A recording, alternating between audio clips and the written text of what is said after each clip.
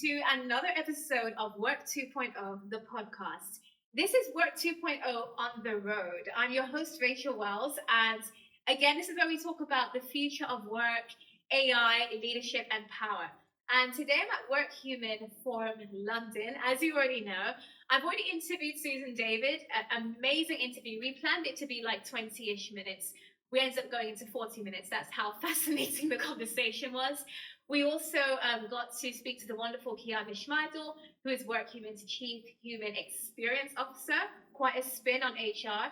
And to round off the day, I'm finishing it, last but not least, with Eric Mosley. Welcome, Eric. You are the... I am the founder and CEO of Workhuman. Yeah. Well, fantastic. So I want to get right into it because I want to give you some quick fire questions. I'm sure, we're in the afternoon, we're wrapping up. So I don't want to keep this too long. So I know that you started this whole movement like a couple of decades ago, well, more than a couple of decades ago, in fact. And your whole theology, your whole philosophy, your whole thesis is about human connection. And even in your keynote today, talking about how that data, be like with future leaders that can identify leaders within an organization, how that can power the human side, the human element of organizations. I thought that was really fascinating. So I just want to know from you, why do you think that this idea of human experience is most significant right now in the AI era? Well, I think we knew from the very early days that recognition as an activity, especially peer-to-peer recognition, where employees, they want to say thank you and they write a nice message and they say thank you, and there's literally thousands of these instances of goodwill happening in a company. We noticed from the very early days that there was an incredible amount of data that came out of those moments, because employees were basically describing their colleagues' work.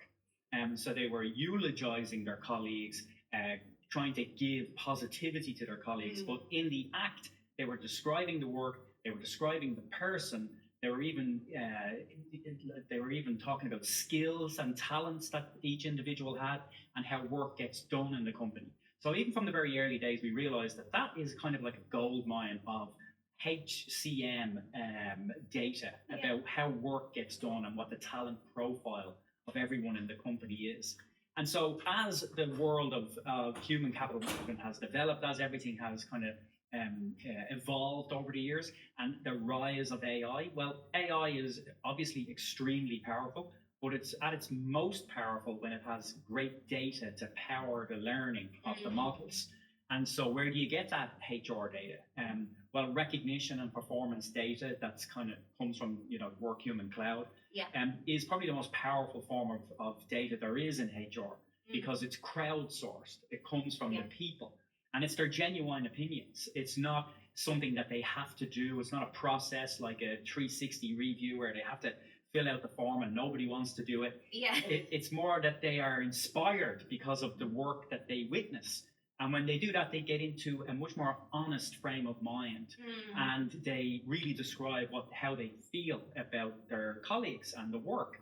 And so AI can pick up on that. AI can then take all of that text and turn it into genuine insights for the company. It's something really fascinating about what you're sharing, and the whole concept of Workhuman as well, is that last year I was at Asana's Work Innovation Summit, which was held in late summer. And one thing I found fascinating was Dr. Mark Hoffman was saying in his keynote that one of the biggest use cases, or the best use cases for AI, and for agentic AI specifically, is in HR. And I thought, that's quite fascinating. And then there's more since then. I've seen more research come out which says that AI agents have their best power and effectiveness when it's used in HR. Now I'm seeing why that's the case, through this conversation. So when it comes to the concept of human intelligence, and you're saying that basically workplace behavior is this really special intelligence layer within organizations.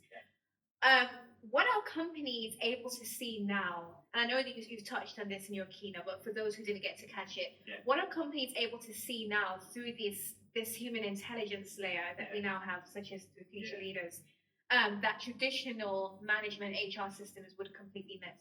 But what we've seen over the last couple of years is that you can start to create data analytics and kind of AI outputs that will show you the hidden performers in the company, which is very often people that don't come to mind first. Right. If you talk to a team and ask them, who's the most instrumental person on this team, there's a lot of kind of bias that comes back from those questions. Whereas AI will just, if it has the data, that's the important thing, if it has the data, it will actually tell you who was the most instrumental person on the team. And it's kind of a eureka moment then for the team members. So hidden performers, people who have outsized influence on the performance of the company, are absolute, incredible insights to have for any manager or leader. Yes. But now it's kind of evolved even more, because now with future leaders, we're able to actually tell the company who they're going to promote in the future. Now, this is a very kind of bold, big claim that you can actually use this data to give you a list of people that you are going to make a VP in 3 years' time. That's an audacious statement, for sure. It is. But the good news is it's backed by the science. And the science shows that when you give it a certain amount of data up to a certain time period, it can predict things that happen after that time period without having any access to data beyond that time period. Right. So about 80% of the time, it's going to tell you out of a pool of people who out of that pool will be made VP or SVP or EVP in the future. And that's really incredible asset for most leaders, because now they know who these people are most likely to be. So then they can make sure that they retain them. I mean, the last thing you want is your very best person and you lay them leaving. You lay them off, or they leave and they go to your competitor. It's like a double whammy. Yeah.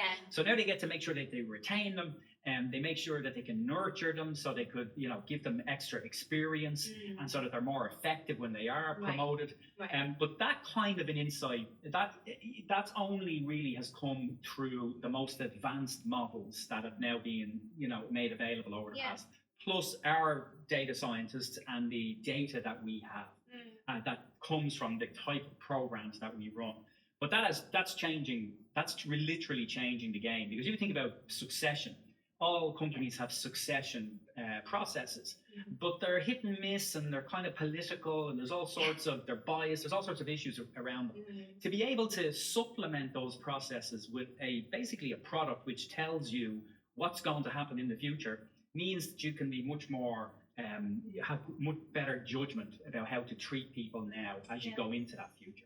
For sure, 100%. I think also the beautiful thing about it is it enables greater diversity of thoughts and innovation in leadership, because, like you mentioned, you could have bias towards a specific person, your team, or a specific type of person, because we naturally are attracted to people who are like us, right?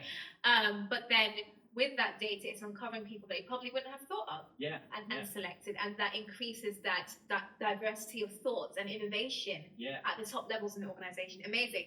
Now, I always like to throw a random question in, which is a bit of people often find it a bit of a challenge, but it's kind of, because we talk a lot about the future of work, and I really like to think about what might happen if, or in the chance of, to kind of give people that assurance of kind of what to expect, what your prediction might be. So here, are you ready for yours? Yeah, I'm ready. So when it comes to recognition data, do you feel, or do you think that in, say, 5 to 10 years' time, that could eventually replace things like traditional performance reviews and a resume? Well, I mean, you've actually asked a very pertinent question that is on our minds a lot. I think, yes, I think ultimately recognition data, you see, it all depends on the type of recognition program that it is. A lot of companies will run these recognition programs that are very surface level. They're almost like, they're kind of junk food, People snack on these things and then they're gone. Whereas a more nutritious form of recognition gets everyone in the company involved. So you make sure you're hitting 80-90% of the workforce. You're making sure there's a throughput of actual awards. So there's real data, real volume. And then you're making sure that they articulate themselves when they say thanks. Now, if you do that, the data that comes from that type of recognition, you could literally replace some of your performance management processes. In fact, we've been able to reconstruct performance management just using recognition data from some of our kind of best customers who have great programs. Right. So yeah, using those programs to really upturn how HR looks at developing people, who they develop, how they retain people, how they onboard people, all of how departments and groups interact, looking at the different social graphs of people in companies, finding the informal groupings of people that don't exist on an org chart but need to be protected and enhanced. All of these things can actually be done with recognition data and the right tools to look at it when it's such a large data set that no kind of human can process it itself. That's what those tools give you, the ability to look at, gigabytes filled of tens of thousands of recognition moments. So to take it a step further, do you think that maybe in 10 years' time, someone could use this as their new resume? Yeah, I think over time, if you're in a company with those type of programs, to be able to take that with you to another company is, it's something that we've always wanted to actually create as kind of like this, a lifetime resume that you can take with you from company to company. I think certainly that's something in the future we'd love to do. Eric, thank you so much for your time. I'm excited to see that, and in 10 years' time, I'm going to remember you're the first person to say it. So thank you. It's been a pleasure. Fantastic. And for those of you who've been watching Work 2.0, you've seen all the interviews and the footage from today, and the fantastic discussions that we've been having at today's forum. And you want to stay tuned, and you want to know what this means for your leadership, for your organization, for your teams. Definitely follow Work 2.0, the podcast, on Apple, Spotify, wherever you get your podcasts. Comment, share with your co-workers, rate it, and don't forget to follow the newsletter. And I'll see you in next week's episode of Work 2.0, the podcast.